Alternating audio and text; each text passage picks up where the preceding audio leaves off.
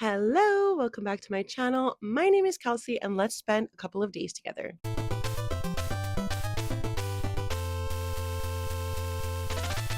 So what you're going to see in the next clip is me introducing a 24 in 48 hour vlog, which did not pan out because it was my last week of maternity leave and I was really, really struggling. So I decided to instead forgo that idea and just film the last couple of days of my maternity leave, commemorate the consistency of my channel this past year on maternity leave. I don't really want to go into my overall feelings and thoughts about finishing maternity leave, going back into the world of capitalism and going back to work. But I definitely think you can see my mental health deteriorate last week and how often I watched Heated Rivalry because I just needed a complete and utter break from the world. I did read 3 books with you guys, so we're going to go over those, how I felt about them. But really, I think this video is more for me than anything else to really commemorate, celebrate, and see how far I've come in the past year. So I will send you back to me last week, far different person mentally,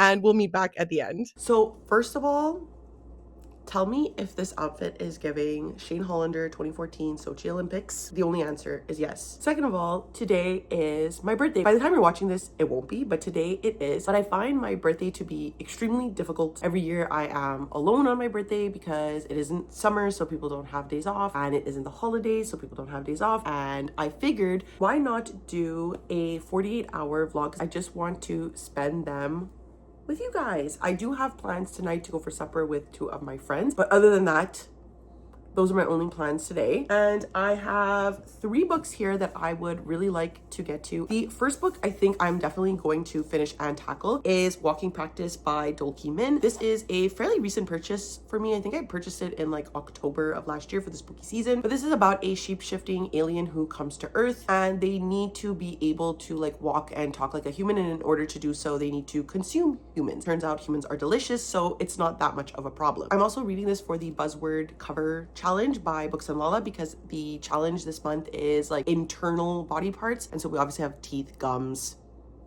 disgusting things on the front cover. So I definitely want to be reading this. Also, a book I've been extremely interested since last year. This is Julie Chan is Dead by Lian Zhang. So this follows Julie Chan, who is a supermarket cashier with little to lose and finds herself thrust into the glamorous yet perilous world of her late twin sister, Chloe Van Heusen, a popular influencer. Separated at a young age, the identical twins were polar opposites and rarely spoke, except for one viral video that Chloe initiated where she bought her long-lost twin a house. When Julie discovers Chloe's lifeless body under mysterious circumstances, she seizes the chance to live the life she always envied. Honestly, I was not interested in this at the beginning of the year when I had heard about it, but then so many people have loved this book and think the twist is crazy. I've seen it comped almost a little bit to Yellow Jackets, which is also really interesting to me, and I don't understand why and how that could possibly happen. So color me intrigued. I will be definitely picking this up. And then finally, if I have time, look, I'm not gonna be ashamed, okay? Did I do a whole reading vlog reading this book 4 weeks ago? Yes, I did. Do I want to reread it so that I may tab everything and cry again? Yes. Was I watching the Olympic episode this morning for my birthday? Yes, I was. And I will reread it again. So these are the 3 books I would really, really like to tackle today. So I'm going to put the audiobook on for Walking Practice. This is the book I'm going to start with because I know I'm definitely going to finish it. So I'm going to listen to this while I do some laundry, maybe clean up a little bit. I'm going to be making myself salad for lunch and we'll see where we get to. I'll probably come update you at the halfway mark because this is such a short book. It is, yeah, like 150 pages or so. So I'm definitely going to come update you at like 70 pages. Hello. So I have in fact just spent the last hour crying about Shane Hollander and Ilya Rozanov. I maybe should not have watched episode 1, 2, 3, and 4 this morning. Not the smartest idea. Not the smartest idea. I hear it. We're understanding each other. What I also did this morning, well, it's like 2 p.m. So I guess like morning and afternoon. I did get to page 80 of Walking Practice and I'm really, really enjoying it. I really like a type of narrative that is structured around like the voice of the character, especially when the character is very weird. Our main character, I don't know if they have a name, I guess not, but they are essentially just going on like random dating sites and random dates in order to consume the flesh of said dates. The narrative is sort of structured in them telling us why they need to do these things, how to I guess it's not cannibalize a body because they're not human, but a way to eat a human body, and why they are doing so in order to be able to collect enough fuel on planet Earth in order to go back to their planet that they come from. The sci-fi story is obviously not the main appeal of the novel. The main appeal is this horrific nature of this alien and what they are doing to humans and how they are stalking and essentially using humans for both gratification sexually and gratification like food wise. A lot of people describe this to be really disgusting, and at least for me so far, maybe this says something about like what I enjoy reading or the content I enjoy consuming. I don't find it to be that gross. Like, yes, there is some talk about bodily function, sex, the way that obviously this alien is consuming human flesh. That is on the more gross side. But would I say this is like the grossest thing I've ever read? I don't think so. I think Sayaka Murata has that in the bag with Earthlings. But, you know, we still have half of a novel to go. And I do see it obviously picking up as we haven't even reached the climax of the novel yet, despite the fact that we've already consumed a human being. So I'm going to continue listening to this while I make myself a coffee. I think I'm also going to do my makeup. I wanted to record a video, but obviously crying for the last hour was not really helpful for me or conducive for that. I wanted to record my worst books of the year video, but I think I'm just going to have to do it like tomorrow or Thursday and edit it in a rush to have it published by Friday. I don't know. We'll see. Maybe I'll do my makeup and have enough time to record that video. You live and you learn. You know, what was I supposed to do? It's my birthday. I'm depressed. So we're going to do those plans, see where it gets us. I do have to pick up my son from daycare as well and then get dressed because I am, I think, still going out tonight. It is possible one of my friends is sick, so we'll see where the night takes us. But yeah, okay. That's it for this update. Hello, I hope you don't mind that I don't have my microphone right now for this clip. I just don't feel like getting up and getting it. But yesterday, before I went out for supper with my friend, I did in fact finish Walking Practice by Do Ki Min, and I really, really liked it. It was weird in a way that I love. It was gory and gruesome, yet it still contained like a lot of heart. I find Do Ki Min perfectly encapsulates the conversation surrounding like gender presentation and queerness, all while we're reading from the POV of like, albeit a charming human eating alien. I think their voice was really perfect to read from. It felt very colloquial, but at the same time felt like I was reading from an alien who understood the dynamics of humans from living amongst them. I also, side note, think that Nikki Endres is the perfect narrator for this book. I really, really have liked their work before, and I always feel like they really evoke the character that they're reading from, and I don't think this book was any different. I really feel like they were able to capture this character's voice. I can't figure out why this book isn't necessarily a 5-star for me, because I do feel like it hit or pinpoints all of the things that I enjoy in books, but there was just something that was missing. Maybe I need more,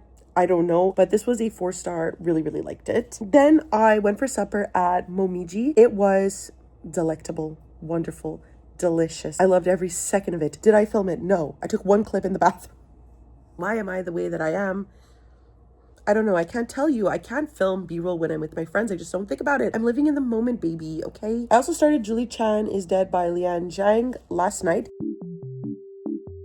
I'm not that far in. I think I'm only like 30 pages or so. But this follows the story of Julie Chan, whose sister Chloe Van Heusen, I think, is this like major influencer, has millions of followers and fans. And the two sisters are not close because they were adopted separately when they were younger after their parents died in a car crash. And Chloe has only reconnected with Julie one time for a video where she bought her a house to like pretend that they were reunited in this like very emotional scene for a video, obviously. And then one night, Chloe randomly calls Julie. She sounds like she's in pain. She sounds like something's wrong. And Julie goes to her New York high-rise apartment to figure out what's going on. And we're going to see from there, obviously based on the title, who knows what's going to happen. I have my spin cycle class that I always have every Wednesday at 12 p.m. So I'm going to be leaving in about 40 minutes or so. So I definitely have enough time to continue listening to Julie Chan is Dead. I don't know, unfortunately, if I'm going to get to Heated Rivalry in these 48 hours. Right now, we're going to lock in. We're going to read Julie Chan is Dead. We're going to go to my spin class. We're going to come home. We're going to continue reading, and we'll see where we're at.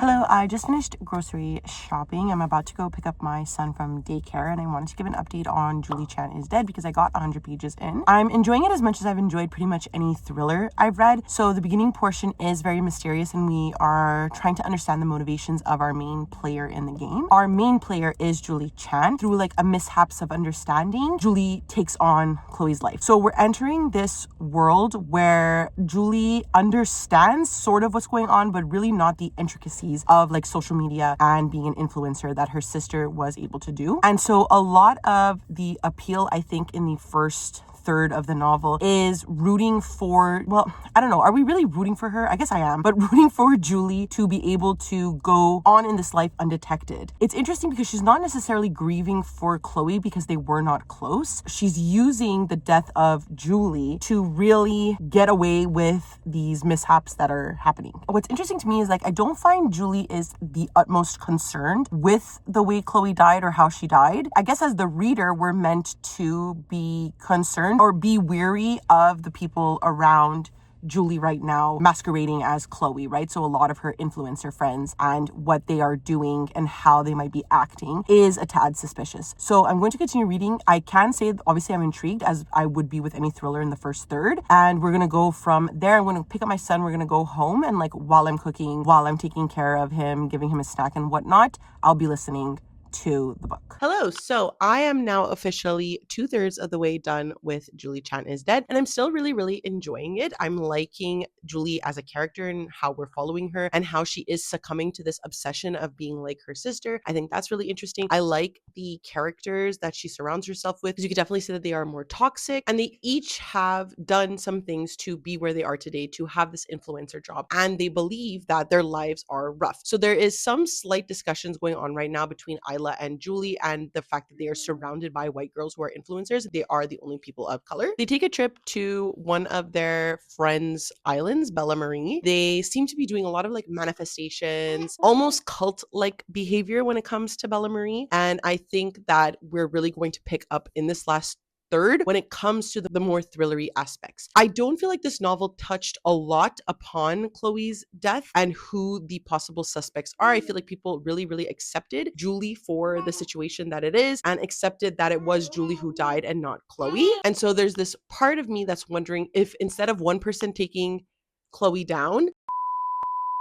Okay, so I pretty much predicted what occurred at the end of this book, and I got into like major spoilers here, so I'm just going to remove it and we're going to move on. But it's definitely keeping me engaged enough that I'm flying through this. I really think I could finish this within like the next half hour, potentially start Heated Rivalry tonight, but I do have to edit my worst books video that I filmed yesterday so that it could either go up tomorrow or go up Friday. Ideally, it would be tomorrow, but it's looking like it's going to be Friday because I am not motivated to edit at all. I'm just motivated to read and record vlogs. I'm going to continue listening to this, get started on dinner because my partner's on his way home. We'll probably update you either tonight or tomorrow morning. Hello, so I'm coming to you with quite a bit of updates. The first of which is that we're obviously after a 48 hours. So this is not technically a 24-hour in 48, which I wanted it to be. Instead, I think we're going to change the narrative and perspective of this video to be just spending some days with me casually. What the hell am I doing? This is my last week before I start work after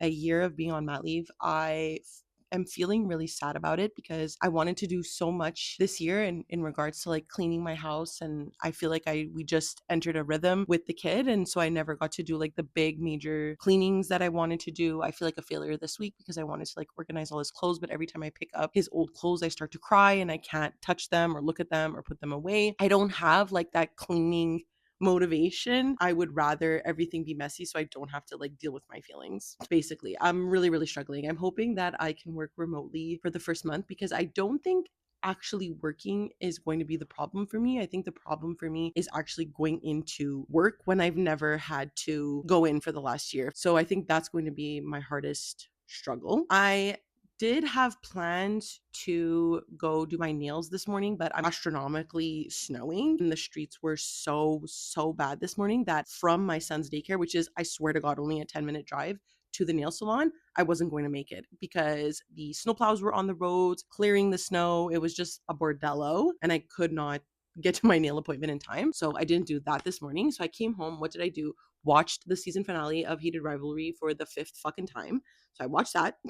Did I cry about it? Yes. And I'm sort of trying to reflect right now, which is going to come into this update, if I should actually start a reread of Heated Rivalry or give myself a bit of a break and read it maybe later in the year as like a vlog idea with the other Game Changer books, read them with other like hockey romances. I'm not 100% sure, but I think my brain and my emotions need to just relax for a bit. I finished Julie Chan is Dead this morning. So I think this is one of the most fun thrillers I have come to read in a while. I am not the most like well-versed, well-known thriller reader. I usually don't enjoy thrillers, but this, because it did something different, is something that I really had fun reading. Usually, I would think like thrillers following twins or influencers feels sort of like mundane, boring, overdone in this like day and age, but not this one. I think Lian Zhang did a really, really great job at keeping this really fun and fresh. She was so innovative with her storytelling, and I was never bored. In fact, I was like itching to pick this up whenever I wasn't listening to it, whenever I had put it down. It was all I was really thinking about because I wanted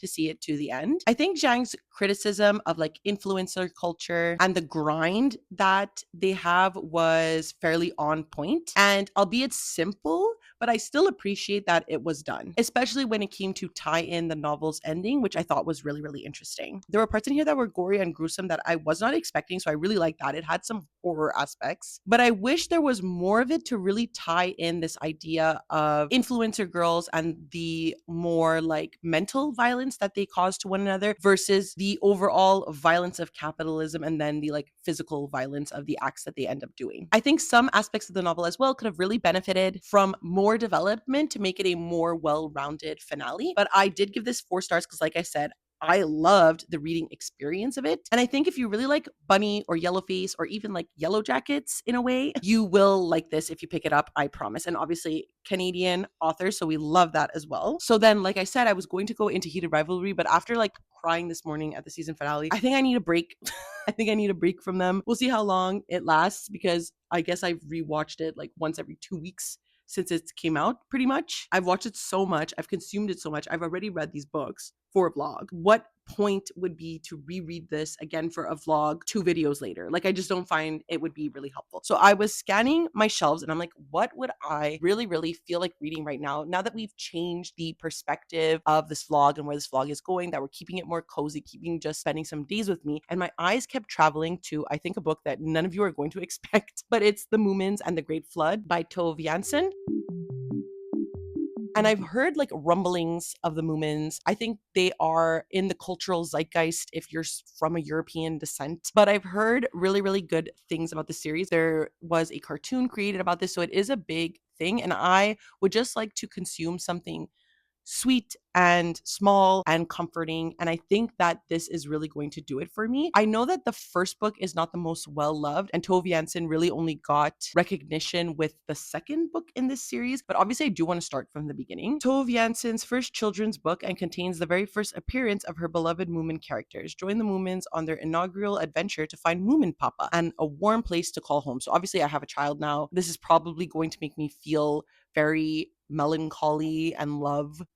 So I'm hoping to just sit down with this, enjoy it. We'll see how I feel in a bit. I'm going to make myself a coffee as well. My video just went live of my worst books of the year, and I did a little bit clickbaity thing. So I'm hoping people aren't mad at me. I think I'm going to just chill for a bit because I'm obviously feeling some type of way. And then I have to go pick up my son and start the like more night routines with dinner and whatnot. Tomorrow, I think, which is really exciting, is that I'm going to the spa to get a massage because I just feel like I need one before I go back to work. Like, why not? And then I'm going for lunch with one of my friends. And I really hope that we can also make time to go to this bookstore that's near the restaurant that we're going, that I like going to in the Old Port. So we'll see how the day goes, but I will be taking you along for that since this is a more cozy vlog. So I'm going to get back to being cozy, make myself a coffee, and we'll see where we go from there. Oh my God, there's no Moomin audiobook. So we're raw dogging it. We're reading this physically. We're being intentional. Hello. So I did finish The Moomins and the Great Flood, and it did exactly what I needed it to do, which was to provide me with a really cozy and comforting feeling book to sort of calm my sorrows about starting work. I got really, really in my head before about it. Sorry to everybody that had to get my text. Sorry for you guys to watch me in the last clip. And now I'm feeling much better. I picked up my son. He's having his milk right now. I'm going to start heating up some leftovers for food. So all in all, it's going to be a really good night. And I think that is partially, at least, due to the fact that I really had a good time reading this. I knew going into this that this is seen as Janssen's Most Weakest Woman book, but I did just want to start somewhere, like I said, so why not just start with the first one? The artwork was really cute, as I expected. It's the number one thing you hear about this series, but I feel like the story didn't really offer anything in regards to like themes or messaging or lessons that I usually come to expect with children's books. So this was fairly simple. It just felt like two women going on their day searching for their dad, but no real like discussions outside of that that could offer any lessons to children. However, like I said, while this was fairly simple, I did need just a cozy and comforting book, and this definitely delivered. So a 3 stars overall. I had a really good time. The next thing is, because I want to take this vlog into tomorrow, I was debating starting a new book or continuing a book I'm reading for the Buzzword Readathon, and the buzzword for the month of January is before and after. So I am currently reading After the Flood by Cassandra Montag. So I'm in between just continuing this and updating you because I don't necessarily know. There's one book that I'm really, really interested in just listening to, and I would be knocking off another Art Fantasy bingo prompt by listening to this. It is fairly short. It's an independently published book. I could be inclined to picking that one up. We'll see how I feel. I won't tell you now. I'm going to maybe listen to a bit of it, see how I feel. If not, I will probably come to you later updating After the Flood, and then tomorrow while I'm at my massage and all of that, that will add to like the cozy, like last day of my mat leave, last day before I have to go back to work. We'll see how I feel. What the dog doing?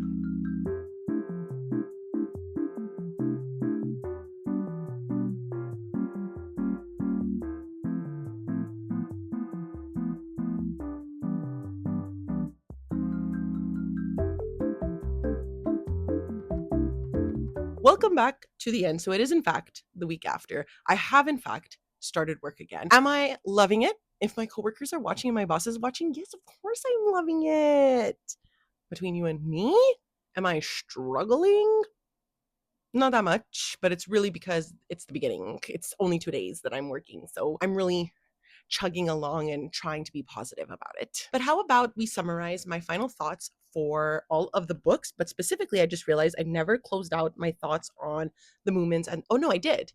Wait, what am I supposed to be closing out? Oh, right. I did tell you. See, this was so long ago. I did tell you that I was continuing with After the Flood. I'm still reading that. I'm almost 75% of the way through it. I'm going to be finishing it probably today. That's my goal. Spoiler alert, if you follow my Goodreads reviews, I'm probably going to give this a 3 stars. The plot is very, very slow, not that engaging. There's nothing really special about it that differentiates it from like other dystopian books. There's nothing about it that's really going into like the climate sci-fi that I think I was really interested in this book. So if you were looking for a climate sci-fi, I don't know if this is the one. It's extremely literary in a way that I think is its downfall. So it's probably going to be a 3 stars. I still have 100 pages left, but I mean, usually it doesn't change. So that's it, I guess. I read a total of 3 books and 100 extra pages of After the Flood. I had a really good final week, I think. I had massages. It was my birthday. I ate a lot of sushi. I spent a lot of time with my family and friends last week, which I definitely think I needed. So all in all, I would say that spending the last couple of days with me was pretty well done. So if you would like to follow me on any of my other social medias as we go into the next year of my baby's life together, see how consistent I'm going to be, see what I'm reading, you can follow me on my Twitter, Goodreads, and Instagram, which I have linked down below. Of course, we are all part of the capitalist system, and the only way we can stay connected right now is through social media, which is owned by billionaires who are trying to be oligarchs. However, if they are still useful and still there, you can follow me there. And of course, because it is the end of the video, please do not forget to like, subscribe, and ring the notification bell. It does wonders for my channel. It makes me feel really good. And that's it. I never know how to end these things, so I will see you next time. Bye.